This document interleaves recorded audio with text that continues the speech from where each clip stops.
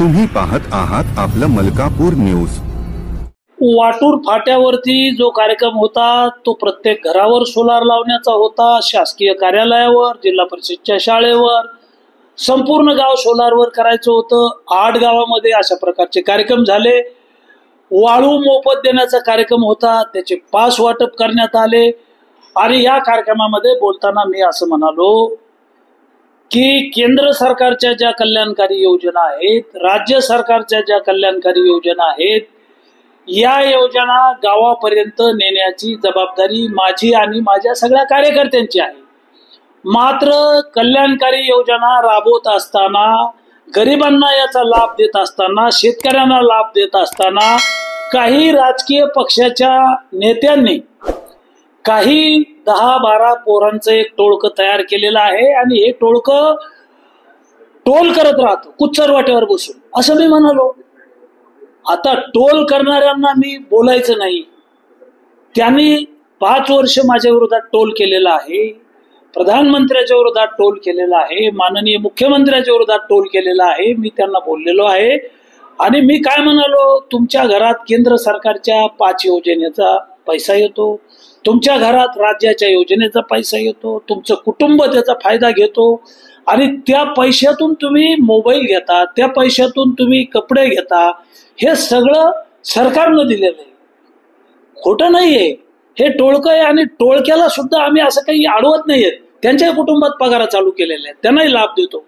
त्याच्यामुळं आमची खेड्यातली भाषा आहे, एखादं पोरगं शाळेत जात नाही, आई वडिलाचं काम करत नाही, त्याला आपण म्हणतो की काट्ट आता आमचं काम करत नाही, ऐकत नाही, काट्ट बिघडलं म्हणतो आपण।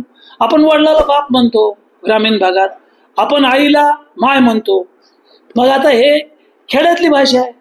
आणि मी माझ्या आयुष्यात 40 वर्ष शेतकऱ्याची सेवा केली, 25-25 हजार लोकांचे मोर्चे काढले। दुष्काळ आहे, अतिवृष्टी आहे, गारपीट आहे, लोकांना मदत मिळवून दिली, सरकारची एकूण एक योजना राबवली आणि जनतेची सेवा करतो म्हणून 13 वेळा निवडून आलोय। जनतेची सेवा करतो म्हणून 5 वेळा विधानसभेला निवडून आलोय, मंत्री झालोय। जनता माझं मायबाप आहे आणि मी जनतेसाठी काम करत राहील। मात्र काही राज्य पातळीवरचे नेते गरळ ओकतायत माझ्या विरोधात, त्यांना काय गरळ ओकायची तर ओकू द्या। मी शेतकऱ्यामुळे आहे, माझे कपडे शेतकऱ्यामुळे आहेत, माझं जीवन सगळं शेतकऱ्यामुळे आहे ना, मी मान्यच करतो। माझ्या आयुष्यात कधीही एकाही सामान्यातल्या सामान्य माणसाला मी कधी वाईट बोललो नाही, सामान्यातल्या सामान्य शेतकऱ्याला मी कधी वाईट बोललो नाही आणि मी जिवंत तोपर्यंत रक्ताच्या शेवटच्या थेंबापर्यंत मी काही बोलणार नाही। मात्र काही लोक विनाकारण याचं पिंपळाचं पान पडलं तर पिंपळगाव जळालं अशा प्रकारचा कलमा करतायत। हे निराधार आहे, हे खोटं आहे। मी शेतकऱ्याच्या विरोधात बोललो नाही, पण मला काय, मी 100 वेळा शेतकऱ्यांची माफी मागेल, मला काय अडचण आहे, बोललोच नाही मी। सरकारच्याच म्हणलो मी, माझ्या खिशातलं म्हणलो नाही। सरकारच्या एकूण एक कल्याणकारी योजना जेवढ्या माझ्या मतदारसंघात राबवल्या, 27,000 शासकीय योजनेचे मानधन चालू केले, 210 कोटी, 80 लाख रुपये सरकारच्या तिजोरीतले लाडक्या बहिणीला टाकले, 40,000 घरं मंजूर करून आणले। जनतेचं काम करणारा, जनतेचा, शेतकऱ्याचा सेवक आहे मी संजय राऊत सारखा हवेतला नेता नाहीये। आणि मी हे जे माझ्यावर टीका करतायत ना, यांना काय टीका करायची तर करू देत, मी समर्थ आहे त्याच्यासाठी। मुख्यमंत्री म्हणाले की आम्ही लोणीकर साहेबांना समज देऊ, त्यांचं जे विधान आहे ते चुकीचं आहे। या सर्व राजकीय पक्षाच्या लोकांच्या प्रतिक्रिया ऐकल्यानंतर, टीव्हीवरच्या बातम्या पाहिल्यानंतर माननीय मुख्यमंत्री काय बोलले मी आता काही बघितलेलं नाहीये।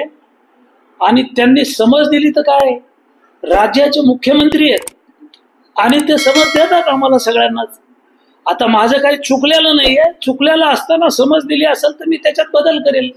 थोडक्यात एकदा सांगा, तुम्हाला नेमकं तुम्ही जे वक्तव्य केलं ते नेमकं कोणाविरोधात केलं आणि का केलं? महिन्यानं लावलेले टोळकं येते, एक 10 पोरं येते, त्यांच्या संदर्भातलं बोललेलो आहे मी। राजकीय नेते माननीय देवेंद्रजींना मी आज बोलणार आहे, माझी बाजू सगळी सांगेन आणि त्यांना ती माझी बाजू पटेल। Okay, thank you. राजकीय नेत्यांचं टोळकं आहे, गावातलं टोळकं आहे, ते वाटूर गावातलं टोळकं आहे। ताज्या आणि महत्त्वपूर्ण बातम्या पाहण्यासाठी आजच आपलं मलकापूर न्यूज चॅनलला यूट्यूबवर सबस्क्राईब करा आणि बेल आयकॉनला प्रेस करा.